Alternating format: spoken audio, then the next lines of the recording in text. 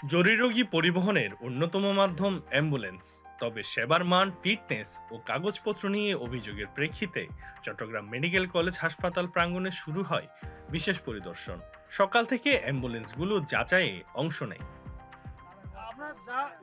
Chittagong ambulance মালিক সমিতির আওতাধীন ১২০টি ambulance পরিদর্শনের তালিকায় থাকলেও উপস্থিত হয় অল্প কয়েকটি। বিআরটি এর একটি বিশেষ team registration, fitness, tax token ও রুট পারমিট যাচাই করে। কয়েকটি গাড়িতে অসঙ্গতিও ধরা পড়ে। চেসিসের কিছু অমিল পাওয়া যাচ্ছে, সেগুলো কাগজের সাথে অমিল দেখা যাচ্ছে আর কি। তা আমরা সর্বোপরি দেখতেছি যে এটা কেন হচ্ছে। তারা অনেকে বলছে গাড়িটা অতীতে অ্যাক্সিডেন্ট করেছিল, আসলে অ্যাক্সিডেন্টের পরে তার চেসিসটা কোনো মুছে যাওয়ার কোনো সিচুয়েশন ফেস করেছিল কিনা, সেটাই আমরা ফাইন্ডিংস আমরা বের করার চেষ্টা করবো।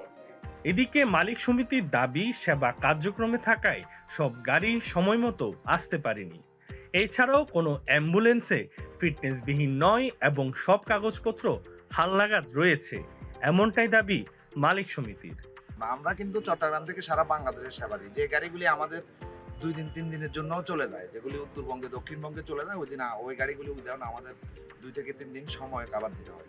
তো আমাদের যে গাড়িগুলি আছে 100 থেকে 120টা হলে, যেখানে 60 থেকে 70টা গাড়ি। একটা স্পেসিফিক সংখ্যা বলো না, আমাদের গাড়ির রানিং থাকে 100 থেকে 110, কিন্তু 120টা আমাদের গাড়ি আছে। অলরেডি 60 থেকে 70টা গাড়ি তো আপনাদের সামনে এখানে আছে, আর 50টা আমাদের গাড়ি ভাড়া এর মধ্যেই আছে।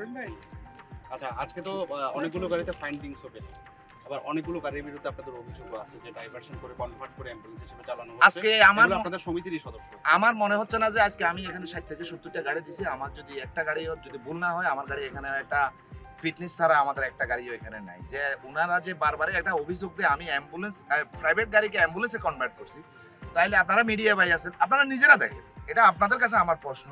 Chittagong city corporation mayor doctor Shahadat Hossain বলেন, রোগীর জীবন সংশ্লিষ্ট এই সেবায় অনিয়মের কোনো সুযোগ নেই। পরিদর্শন শেষে সঠিক কাগজপত্র থাকা অ্যাম্বুলেন্সগুলোকে বিশেষ স্টিকার দেওয়ার নির্দেশ দেওয়া হয়। বলতে চাই যে আজকে সকাল থেকে বিআরটি এর কর্মকর্তারা এখানে এসেছেন। গতকাল যেটা আমরা বলেছি, আমরা বারবার বলেছি যে একটা শৃঙ্খলার মধ্যে অ্যাম্বুলেন্স সমিতির মালিক এবং গাড়িগুলোকে আমরা আনতে চাই। এই জন্যই আজকে সমস্ত গাড়িগুলো আপনারা এখানে মাঠে দেখতে পাচ্ছেন। গতকাল আমরা যেটা বলেছি, this the first time the history in Chittagong medical college as well as the Chittagong যে তাদের গাড়িগুলোকে টেস্ট করা হচ্ছে। আগে কখনো এই ধরনের উদ্যোগ কখনো নেওয়া হয়নি। আমরা চাই যে এখান থেকে যারা লাশবাহী গাড়িগুলো নিয়ে যাবে, ইভেন যারা রোগীগুলো সেখানে এখান থেকে বিভিন্ন জায়গায় যাবে, তারা যাতে কমফোর্টেবলি সেখানে যেতে, প্রতিমধ্যে এই গাড়িগুলো যাতে কোনো অ্যাক্সিডেন্টের সম্মুখীন না হয়, অথবা প্রতিমধ্যে তারা যে ফেসিলিটিসগুলো দরকার সেই ফেসিলিটিসগুলো যদি তারা না পায়, তাহলে সেক্ষেত্রে আমরা বিআরটি এর কর্মকর্তাকে বলছি ওই গাড়িগুলোকে না সূচক একটা ইনভ্যালিডিটি দেওয়ার জন্য।